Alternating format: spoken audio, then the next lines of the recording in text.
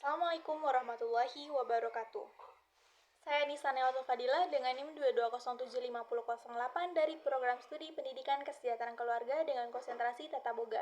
Saya akan membuat video untuk memenuhi tugas akhir mata kuliah Pendidikan Kewarganegaraan dengan dosen pengampu Ibu Muhammad Riduna Koling SPD MPD dengan seksi kelas 2023 11 28 0273. Tema yang saya ambil yaitu upaya penegakan hukum.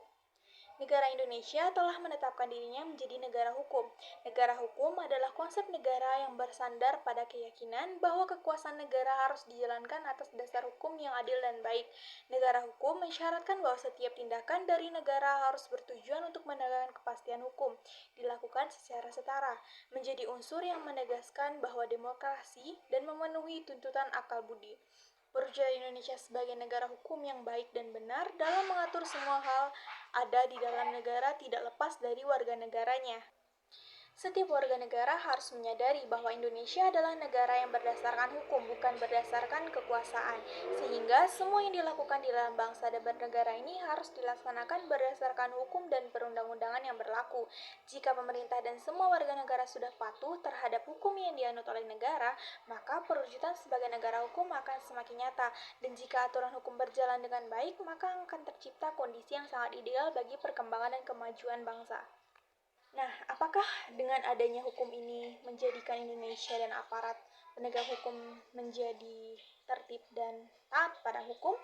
Dengan aturan dan sanksi yang telah ditetapkan oleh pemerintah, masyarakat masih melanggar ketetapan hukum yang telah dibentuk.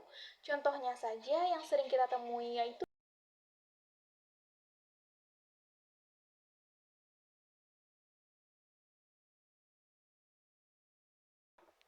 bahkan tidak hanya masyarakat, aparat penegak hukum juga masih banyak tersandung kasus seperti dipaparkan oleh Komisi Nasional Hak Asasi Manusia (Komnas HAM) mengatakan institusi kepolisian adalah pihak yang paling sering diadukan masyarakat pada tahun 2022. Data tersebut dipaparkan oleh Paruli Sihombing, Komisioner sekaligus Koordinator Subkomisi Penegak HAM Komnas HAM, tiga besar pihak yang merupakan teradu yang ditangani melalui mekanisme pemantauan dan penyelidikan adalah kepolisian dengan 232 kasus, koperasi atau perusahaan dengan 72 kasus, dan pemerintah pusat 54 kasus. Ujar Ruli pada konferensi pers refleksi penegak HAM di Indonesia pada tahun 2022 Sabtu pada 10 Desember.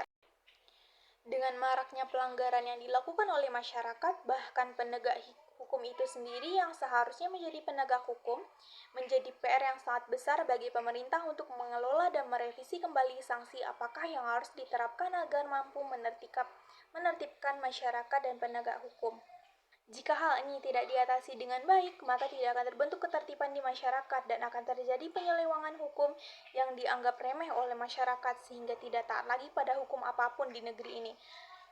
Sekian dari saya, mohon maaf apabila ada kekeliruan dan kesalahan dalam pengucapan kata. Terima kasih. Wassalamualaikum warahmatullahi wabarakatuh.